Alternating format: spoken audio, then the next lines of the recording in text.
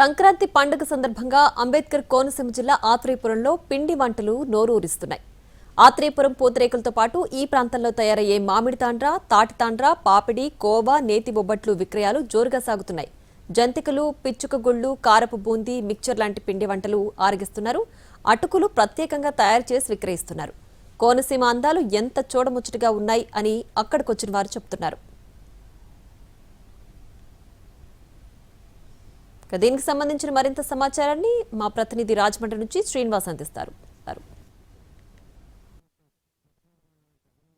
ప్రకృతి అందాలతో పాటు ఇక్కడ కోనసీమ జిల్లా అంటే పిండి వంటలకు కూడా ప్రసిద్ధి. ఇక్కడ ఎన్నో రకాలైన పిండి వంటలన్నీ కూడా ఇక్కడ అన్ని కూడా లభిస్తూ ఉంటాయి. ఇంకా ఆత్రేయపురంలో చెప్పుకుంటే ఆత్రేయపురం పూతరేకులు అయితే ఇంకా ప్రపంచవ్యాప్తంగా ప్రసిద్ధి చెందింది ఇక్కడ పూతరేకులు. అయితే ఈ పూతరేకులు కానీ ఇక్కడ తినడానికి ఇక్కడికి వచ్చే వాళ్ళందరూ కూడా ఇక్కడ ఒకసారి ఆగి ఇక్కడ కొనుగోలు చేయడం అనేది ఇక్కడ తప్పనిసరిగా జరుగుతూ ఉంటుంది. అలాగే పూతరేకులతో పాటు ఇక్కడ మామిడి తాండ్రి, అలాగే రేగువడియాలతో పాటు పేల ఉండలు, అన్ని రకాల పిండి వంటలు కూడా ఇక్కడ తయారు చేసి ఇక్కడ అందరికీ విక్రయిస్తూ ఉంటారు.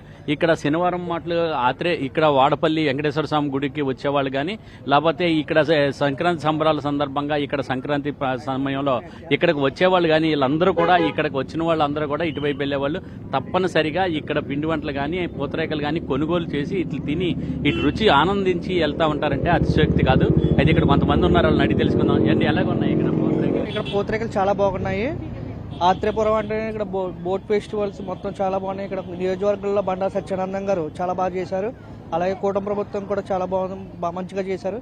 సంక్రాంతి ఎప్పుడు చూడని విధానంగా నేను ఈసారి చూస్తున్నాను. ముందే వచ్చేసింది సంక్రాంతి.